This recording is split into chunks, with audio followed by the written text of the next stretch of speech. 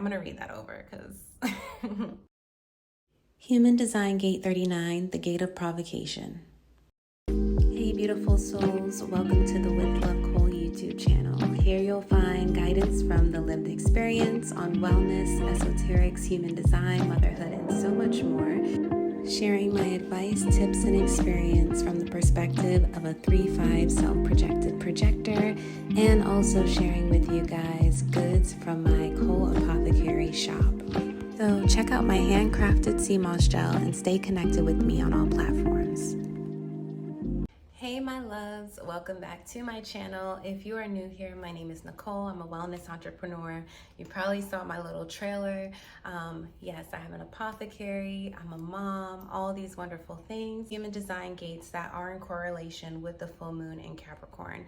So let's jump right in. Tapping into the energy and learning how to work with the energy so that one, it can help us avoid sometimes situations that can be prevented, whether it's like fights or disputes or disagreements, or two, it can also be a time for us to be in our solitude so that we are making better decisions and kind of tapping in and getting in tune with our emotions before venturing out into the outside world and dealing with interpersonal relationships. And how our beliefs can impact our vision. So this is huge. Our attitude determines our latitude, and this is the energy of gate 39, the fact that it is transiting our sun this week, and it's the gate of provocation, also of liberation. And what this gate actually is connected to physiologically is the adrenals. So when we think of the adrenal glands, we are thinking of our physical body and how our emotions store the trauma. Our emotions or our physical bodies store the emotions and the trauma, and thereby in every new interaction we are responding off of that previous emotion that might be still stored in our body. So that is really something to consider. And we know the Cancer, literally when we think of Cancer season, we think of Cancer being the zodiac sign of the crab. It has a hard exterior and a tender, soft inside. So similarly, we want to think about like the full moon in Capricorn in that same energy of this hard exterior or this very action work oriented self now needing to understand the deeper layers of our body, our emotions, our trauma, in order to move into a new timeline and surpass how we've previously been. So the overarching theme I want to talk about is, or like I usually come up with a mantra, is the archetype. And we are going to talk about becoming the archetype, because that is really what this energy is about. It is about becoming the answer that we want to see. It's about no longer seeking. So this gene key is part of, or gate is part of the ring of seeking, the codon ring. And that goes back into our genetics and yeah, I'll explain more about the genetic codons, but it basically, the genetic codons, if I mention genetic codons, I'm referring to the same 64 gates. They just fall into the 21 codon rings that have to do with our genetic codons and our genes. Hope that doesn't confuse you, but I really do like showing the connection between the spiritual and esoteric of human design with the science and the epigenetics of it, because that is how we really see the interdisciplinary beauty of this system, but also see kind of like what the leading edge is. Like, how do we surpass where we've been without combining all the elements of the different arts and sciences to move us forward as a society. Another mantra I wrote for this month is auspicious times, because if you guys watch the full moon in Capricorn oracle video I'll be putting up, the first card I pull is about a change in the wind. It is very auspicious times right now. Things may change in the blink of an eye. So it's exciting because it's something to be ready for, but we also have to think about, is my body, is my nervous system regulated and ready for the things that I want?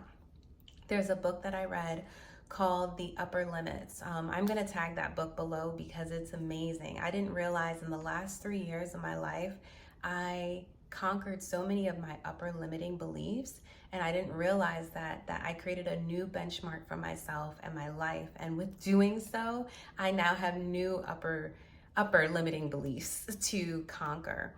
For me personally, that comes around money, career, social status, because in the last 3 years, I've been able to give birth to a child, conquer my fear of birth, fall in love with someone and have a child with them, so find love and have partnership. I've also been able to create freedom and work on my creativity with my YouTube, my apothecary, my lifestyle, creating a lifestyle that fits for me. So now the other part of the puzzle piece is understanding the career finance aspect and really seeing the success in that. So if you are someone who is also going through that, know that you're on the brink, right? Because if you're watching this video, you clearly resonate with the things I'm saying, but also energetically, there is some sort of connection, right? That this came up on your feed. You might be going through something similar. So with that, expect change. Like, it could be anything. Like, sometimes people find out they're going to be moving because they randomly get a call from a job that they never remembered applying for, and now they have to move like across continents. So things like that can happen this month. Be expectant, be hopeful, be open. We also have Jupiter in Taurus, and there's a trine. So there's a few planets in Taurus right now. I think we also have Uranus in Taurus. So we have very expectant energy for material wealth, sudden changes in material wealth and creativity and what makes us money. So we have in Taurus, we're talking about music, art, fashion, these things that may have been really hard to create wealth or income in may now be super abundant for you. So if you are someone who's a creative and in a creative flow or process, be trusting of that energy, move forward, know that the transits are here working for you. And I'll talk again more about that with gate 39. But when we have these planets or these gates transiting, it's literally auspicious energy to move in that direction or to work with that life theme. So think about that, right? And that is kind of what I do, is try to decipher and also poetically express what these gates, these life themes are showing us and telling us. So human design gate 39 will be transiting in our sun. So the sun is 70% of the neutrinos or of the planetary energy that is transiting. And with that, it is very much the overarching life theme that we should be experiencing or would be experiencing during the coming week. So with the sun transiting gate 39, we are focusing on liberation of the spirit, of the soul, of realizing that the answers are within ourselves. So now let's talk about, let me go into the energy reading that I wrote for this gate. So it says, as we move from provocation to liberation this week, we feel the energy to push boundaries and put forth effort. To provoke is to put force where there is pressure, and the energy creates dynamism. So dynamism is a theory that phenomena of matter or mind are due to the action of the forces rather than to motion or matter. Similar to gate 55, the gate of spirit, gate 39 is of soul liberation through force, which is provocation. When we choose to become our own archetype and stop seeking, this is when we become liberated. So I'm going to talk more about that because this is so profound, because I feel like when you truly understand this, you have true freedom. So gate 55 is the gate of freedom because it's about your spirit. It's about evolution turning to involution, about focusing on not necessarily bringing things outwardly into the world, but expanding inwardly for your soul's growth. Here we have this energy, but it's almost, this energy comes from being provoked. So usually when you have liberation, it's because there was a period of stuckness or stagnation. So when you have to be provoked, like for me, okay, I'll use my personal life as a great example of this. motherhood was a very provoking energy. In the sense that as soon as you give birth, you have a child, and next thing you know, now you have like this responsibility, this person to take care of. It provokes you into growth because you can't change, you can't move backwards. You now have additional responsibilities, but you do have to step up into them because you also can't stay stagnant at this point. Provoking could also look like constantly seeing social media accounts that don't uplift you or that make you feel bad about yourself, but choosing not to unfollow them, and then it keeps coming up. And that feeling of uncomfortability, of being provoked, of being annoyed, is really signaling to you that something needs to change. And through that change, you can then be liberated. So what we have for this gene key, gate 39, we are then given the gift of dynamism. And dynamism is really interesting, right? Because we hear about being dynamic and energy, and I don't know, you hear the word, but I don't really know if people understand what it means, which is why I wanted to focus more about the definition as well. But dynamic energy is outside of space and time, right? Dynamic energy, it just is. And it's a force, right? So it's not even taking physical action, but it's almost like right time, right action, right everything in once, because of that being provoked. So when we think of dynamism, we're thinking of tension. And this tension actually brings us to a place of transcendence because we have to push past this tension, whether we like it or not. For mothers, it's going from maidenhood to motherhood and realizing like I can no longer be the way I was or live the way I was because I actually am a new person and I have this new life. That tension causes the most amazing transcendence. For me, I was being provoked by my own self. Sometimes our own feelings can provoke us. If we kind of feel like we're stuck in a pattern, or we're unhappy, or we're sad, or whatever the situation may be, those feelings are provoking us to change. And that goes back to the adrenals. That goes back to our body telling us what we need to do. Our body usually is the first sign of us knowing something is wrong, especially if you're someone who battles with mental illness or mental conditions like cognitive issues. Tune into your body, like your physical body, not your mind, because that is really what's going to help you see what is provoking you so that you can now transcend that. And now let's talk about what happens when you transcend being provoked and you are now liberated. The energy of liberation is beautiful because it is outside of the status quo. So I feel like freedom is a very collective energy. And when you think of gate 55, the gate of spirit, we're talking about freedom, personal freedom for the collective. And it's like kind of like a collective awakening of what consciousness is. I'll leave that there. I feel like I'm not very clear right now. But when we talk about liberation, now this is just like doing what your soul wants and now moving outside of the physical reality, right? It's a force. It's beyond understanding to some degree, right? And this is why I mentioned, this is why the gift of liberation, the gift of even the shadow, which is provocation, is dynamism, because it's not about the mind, it's not about matter, it's about a force. And this force is what creates motion. I'm going through that in this this actual moment of creating this video. If it was up to my mind, I would have found all the reasons not to make the video. If it was up to matter, if I was just relying solely on the physical transits and the neutrinos, then maybe it would help, but that's not the only thing. What drives me to do this is a force outside of those things. It's a motivation.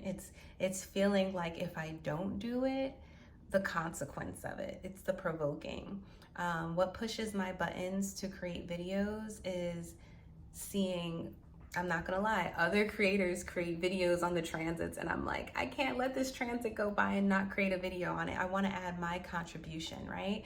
So similarly, think about the things in your life that provoke you for good, provoke you into wanting to change, provoke you into wanting to be a better person. Another thing I will say is like my love life provokes me in the sense that when I feel like we're not quite on the same page, it provokes me into wondering, or not wondering, but it provokes me into, you know, thinking or reflecting on what can I do to bring us on the same page?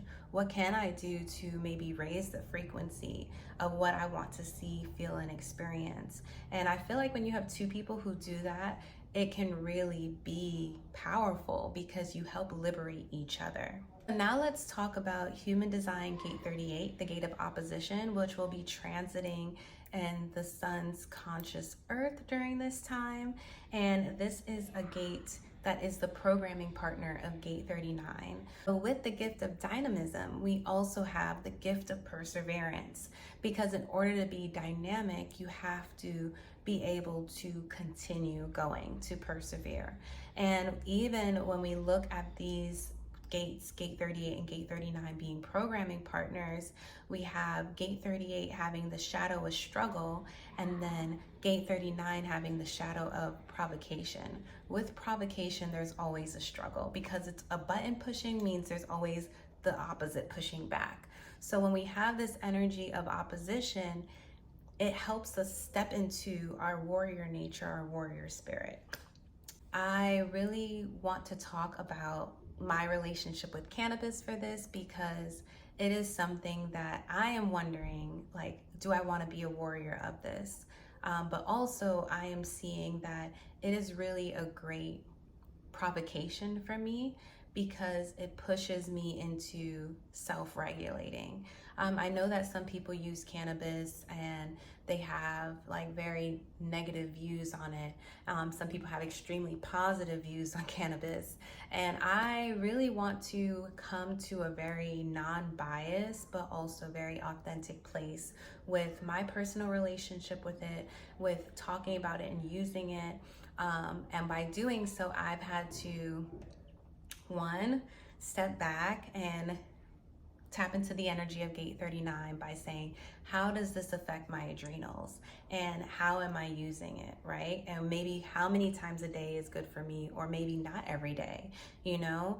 So think about that this month as you want to come into your personal archetype as who you are and identify yourself as someone unique that has a contribution into the world as a creative.